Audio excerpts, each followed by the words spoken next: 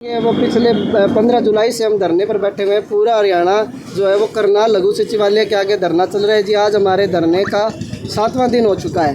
इस दिन हमारे बीच में एक बार हमने सीएम साहब को भी ज्ञापन दिया था। सीएम साहब ने बड़ी पॉजिटिव बात की थी और उन्होंने जो मुख्य प्रधान सचिव है खुल्लर साहब, उनका हमें टाइम दिलवाया था और उनसे हमारी मीटिंग हुई थी मांगों को लेकर, जो हमारी मांगे हैं। तो खुल्लर साहब से भी लेकिन पॉजिटिव बात हुई, लेकिन उसके बाद में हमारी एक मीटिंग भी उमा शंकर जी से थी, जो हमारी DIT SHG सोसाइटी के माध्यम से लगे हुए उसको सेंट्रलाइज करने की जो बात थी वो वी उमा शंकर जी से थी।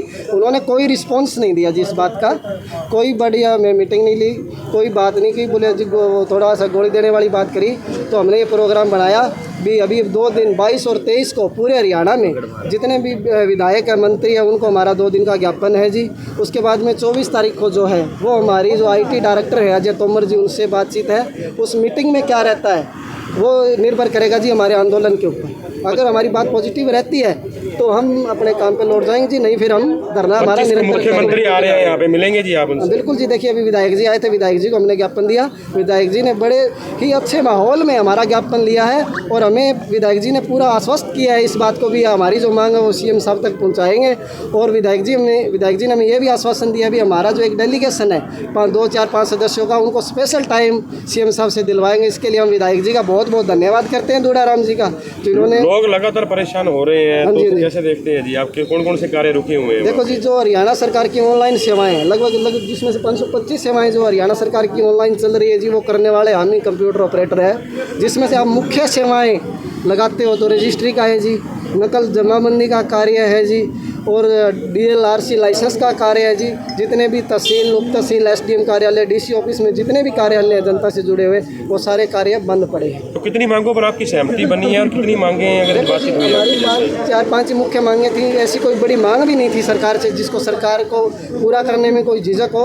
बड़ी सिंपल मांगे थी जिसको सरकार बिना झिझक के पूरा कर सकती थी। एक तो ये था जी सोसाइटी से हम लगे हुए हैं DIT से, और वो पैसा हम ही सरकार को कमा के दे रहे हैं, जिसमें से हमें सैलरी मिलती है। जैसे रजिस्ट्री की फीस लगा लो, कार्ड लाइसेंस इनके फीस लगा लो, उसका हम सरकार को ये चाहते थे भी उस पैसे का मिसयूज़ हो रहा है। यहाँ सैलरी कम मिलती है, बाकी पैसे का मिसयूज़ हो रहा है, उसको सरकार सेंट्रलाइज करे, अपने पास लेके जाए। ये तो उसमें सरकार को फ़ायदा था जी, सरकार के पास करोड़ों रुपए के बजट जाता, तो वो था। दूसरा ये था भी जो 58 साल की जॉब सुरक्षा हमें दे दे जी। बार बार हमें ये कह के निकाल दिया जाता है भी तुम कच्चे कर्मचारी हो, तुम्हें तो 1 दिन में घर भेज देंगे, 2 दिन में भेज देंगे। वो दाग हम अपने ऊपर से हटवाना चाहते हैं जी। मांग ये थी भी 58 साल की हमारी जॉब सुरक्षा है वो लागू किया जाए। तीसरा ये था जी हमें मेडिकल ग्रेजुएटी वगैरह वो दी जाए।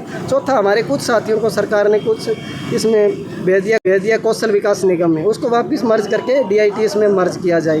तो फिलहाल हड़ताल रहेगी जी आपकी पूरे प्रदेश में? बिल्कुल जी, अभी तक तो हमारी हड़ताल चल रही है जी करनाल में। अभी तो एज इट इज़ हमारा धरना लघु सचिवालय करनाल के बाहर चल रहा है जी। और जब तक सरकार, इस बार हम आश्वासन से तो खड़े होने वाले सरकार के बिल्कुल है ही नहीं।